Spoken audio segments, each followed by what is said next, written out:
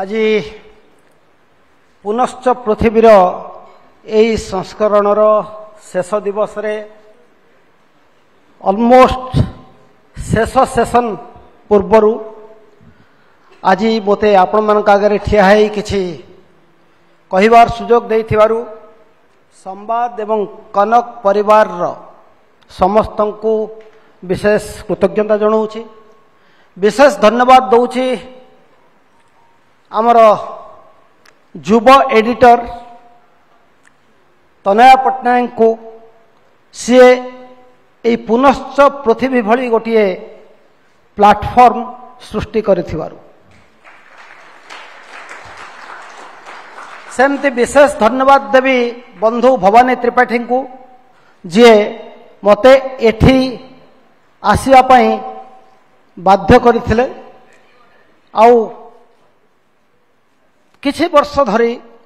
तांको सहित अनेक समय रे आमे जलवायु परिवर्तन विपर्य प्रशमन क्षेत्र रे अनेक आलोचना करिछु एवं खुशी लगे से जतबेले जलवायु परिवर्तन आउ विपर्य संबंध रे तांकर संदर्भ गुड़िक लिखती से समय अनेक आलोचना हुए। आज ताकू आउ टिके आगो को नेवाई से मते प्रवर्तई थिले से मुझे विशेष धन्यवाद दूची।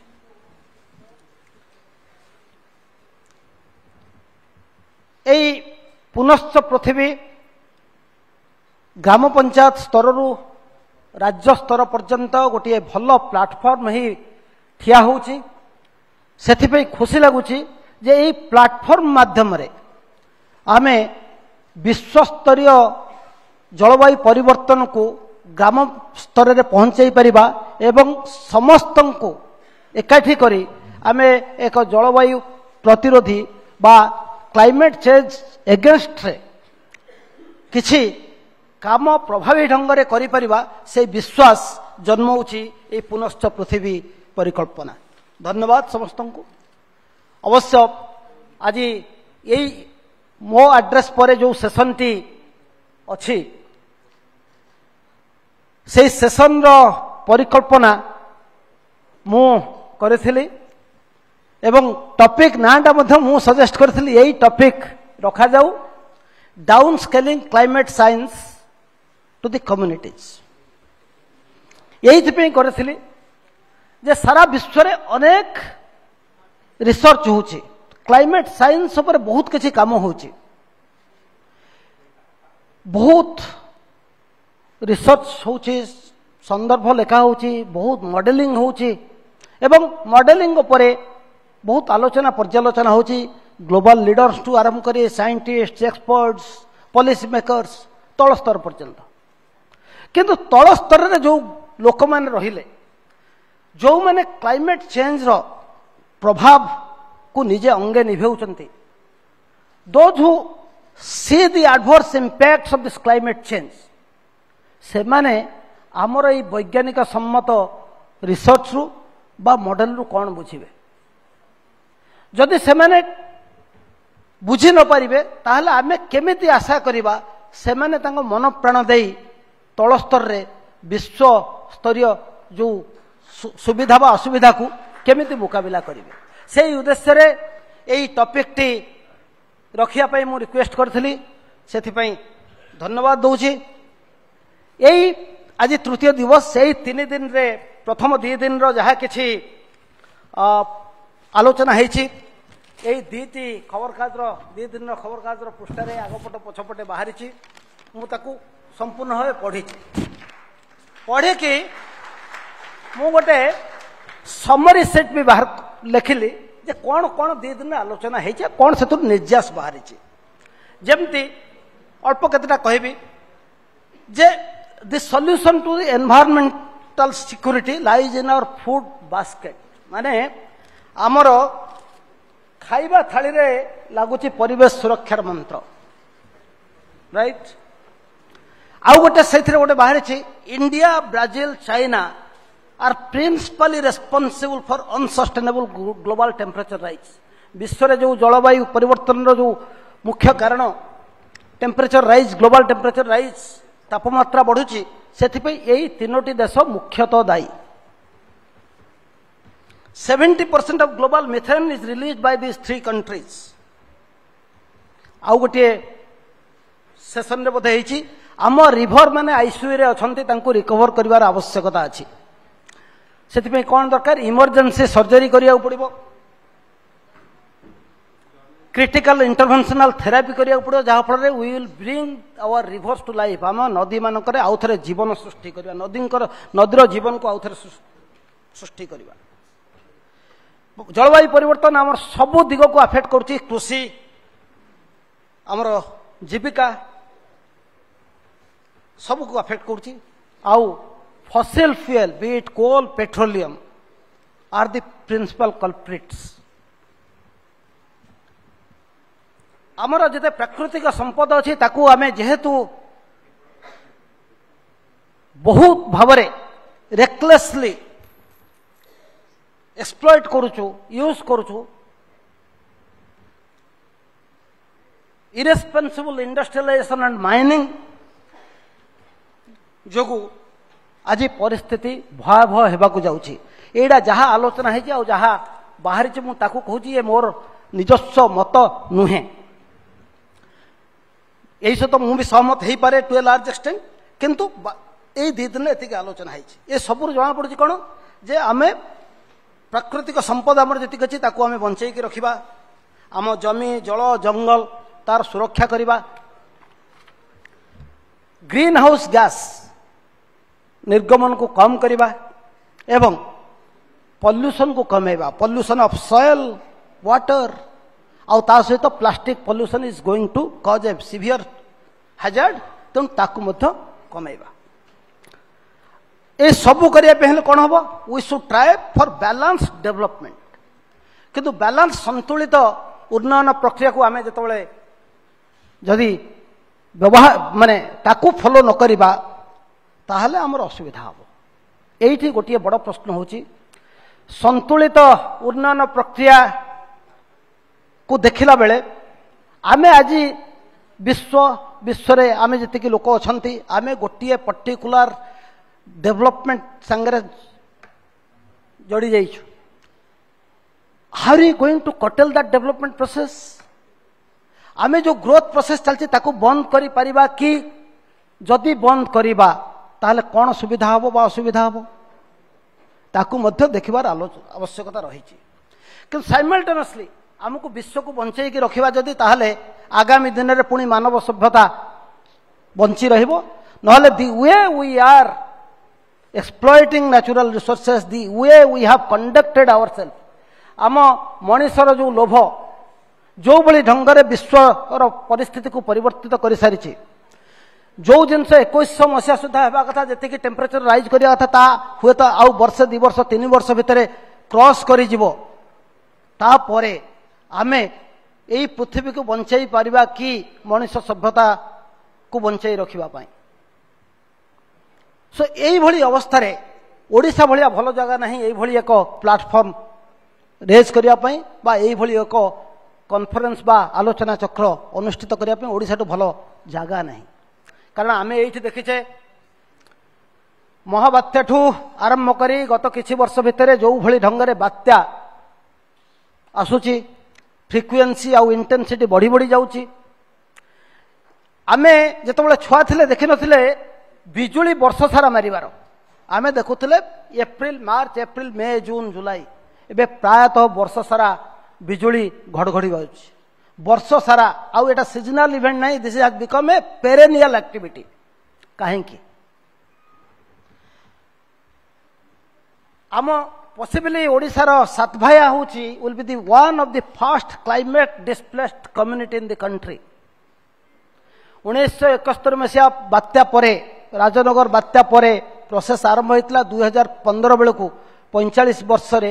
एंटायर 7टा गाँव लोक पाखापाखि 3600 परिवार को जगह छाड़ी अन्य जगह को जीवाक पड़ा। Climate displacement, climate induced displacement आमे देखीचे। गंजाम रामियापाटना गाँ भी सही अवस्था। ओडिशार आउ केतोडी कोस्टाल विलेज आगामी दिन मान रहिबो कि न रहिबो संदेह। तापर आम देखुचे आजिकल urban flooding is emerging as a major problem सहर अंचल बन्या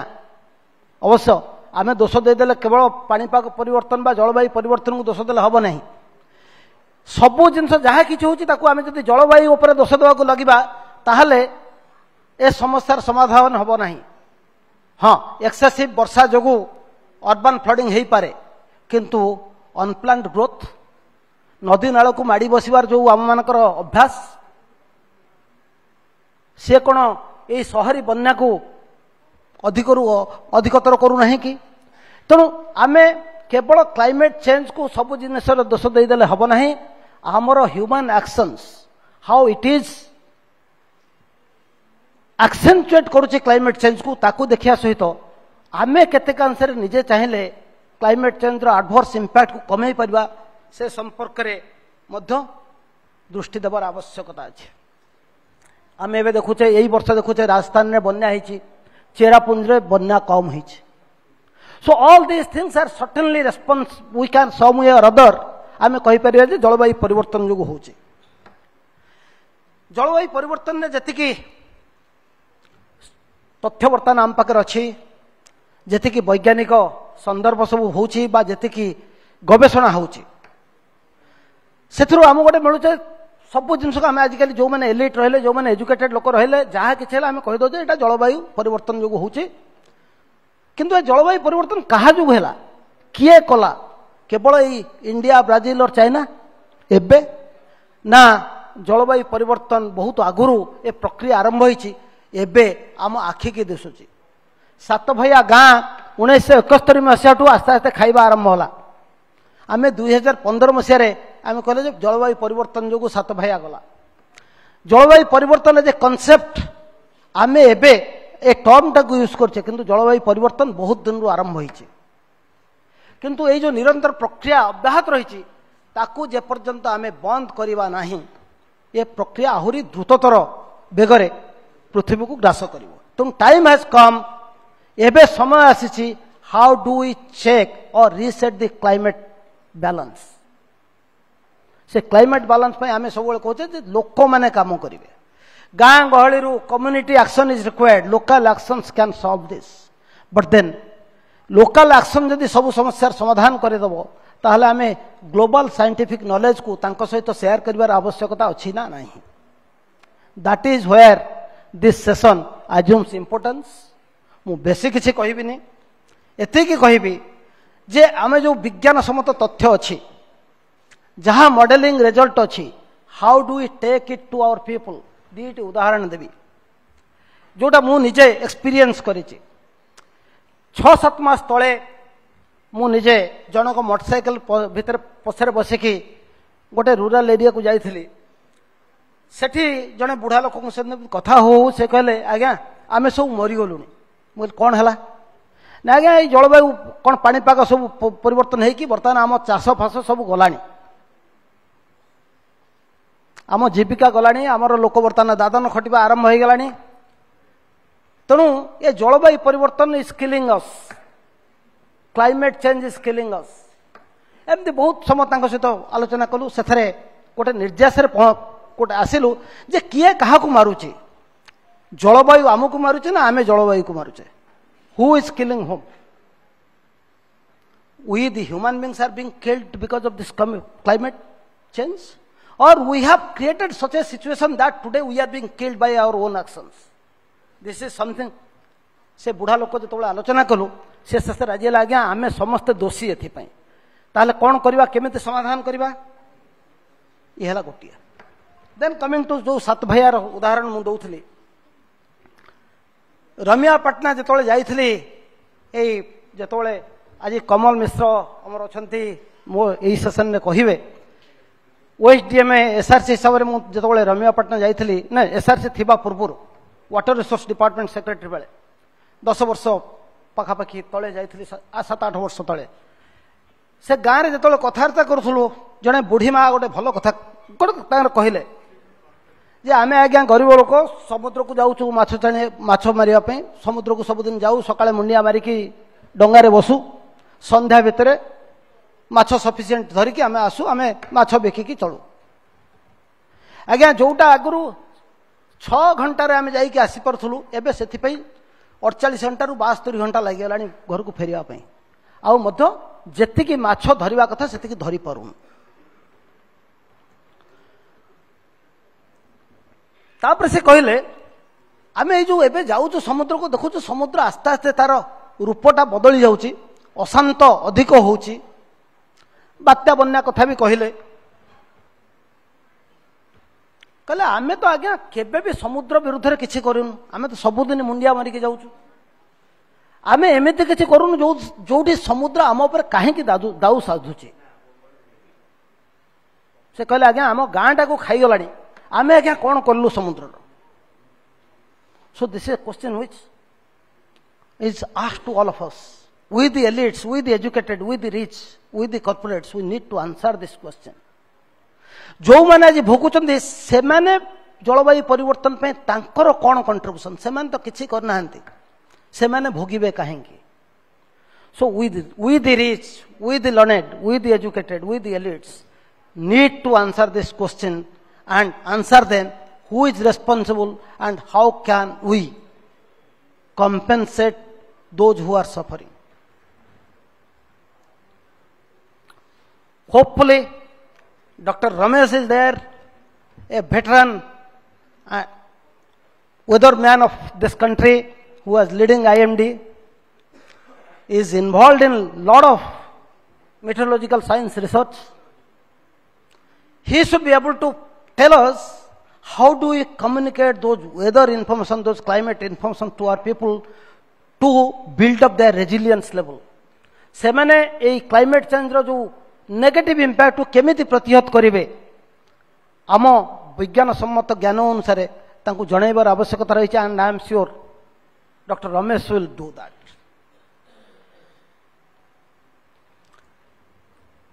क्लाइमेट चेंज को स्लो डाउन करिवार what are the different ways and means, how do we slow down the impact,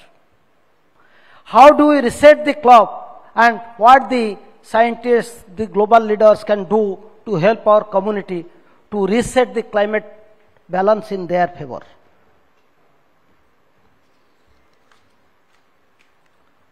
Just imagine, had I been born in Satbhaya, what would have happened to me? Because we people have never seen the difficulties they are facing, possibly we don't realize the negative impacts of our actions on them. Can we think about them? And why we need to communicate all these things to them? See, I always believe governments, global leaders or political representatives can possibly retrieve the situation for us through good policies, appropriate policies. But then who will be able to influence them, motivate them and force them to come up with good climate change mitigative policies? In fact, 2 years before, I believe, Sujit is here. With some leaders, he had tried a concept of designing a climate manifesto. Can we not motivate, instigate rather, our communities, our citizens to put pressure on all our political leaders, political representatives to declare in public their climate manifesto, so that at least once there is a political buy-in, possibly things will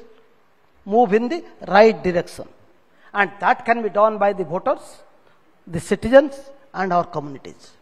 And for precisely this reason, we need to share everything from our labs and research projects to them, so that once they know, they can put pressure on the system to deliver better things for us. With this, I will not take much time. It's already late. Hopefully, the next 3 speakers who are experts in their own field, Dr. Ramesh, Kamal, and a veteran in disaster management, and Matusi, who has an excellent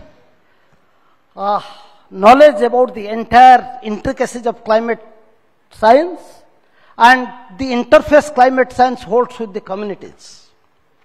We hope we will be able to find out how to reach out to our communities, share with them all the knowledge that we, the so-called experts, have in our store,